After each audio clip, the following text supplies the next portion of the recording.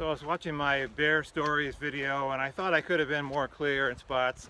You know, part of the reasons I do stuff like that is I find I understand things better when I try to teach them. So it's more maybe for me than it is anybody else. And as I say, I'm no expert, so what do I know? So I think it can be more clearly said that there are probably three kinds of bear encounters. You have close encounter 1, 2, and 3. You see a bear maybe 100 yards down the trail. The bear hasn't seen you, and the bear's just quietly walking across the trail. That's the time where you just stop and let it pass on by. You don't start yelling. You don't have to throw rocks. You know, you just let it go on by. Again, this is his territory. It's not yours. It's not mine. I'm trespassing on his land. So my thought on that would be just to let him pass on by. When he gets 100 yards off the trail, then you can just go on your merry way.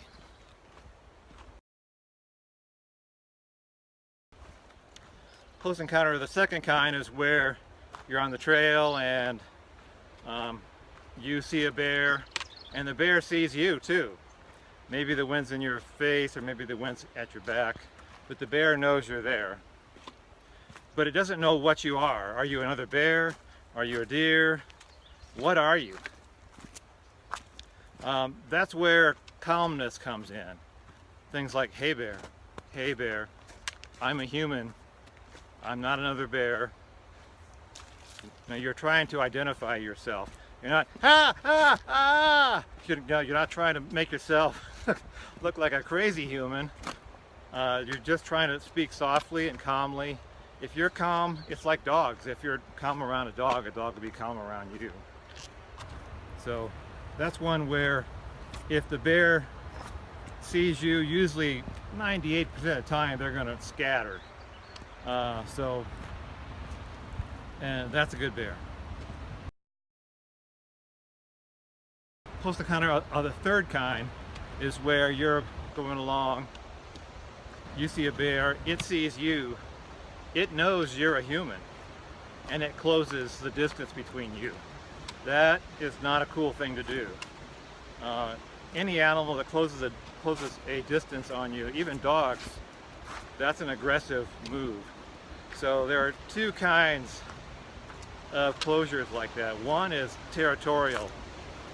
The bear is saying, you're on my land, and it tries to impress upon you to back up, and that's a really good time to back up. So that's where bears will do bluff charges to try to impress upon you how important it is that you back up, or they'll growl or they'll grunt.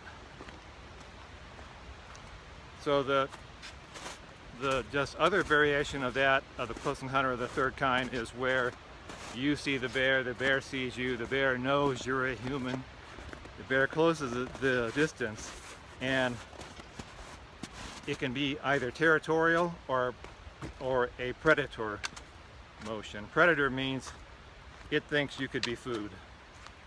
It's not caring about its territory. It's not caring about trying to intimidate you. It's just going to try to come over and fight. So that's the one where you have to clean your pants out. That's the one where you start to scream. That's the one where you try to make yourself big. Territorial is good to make yourself large too. Hey bear, hey bear, hey bear. In that you're trying to make yourself larger than you are. But with predatorial motion, you're really trying to look big, loud, like there's something to fear about you. Again, bears don't know you can't fight. They didn't get that memo. So there's a time to be calm and talk quietly, and there's a time to be loud and talk loudly.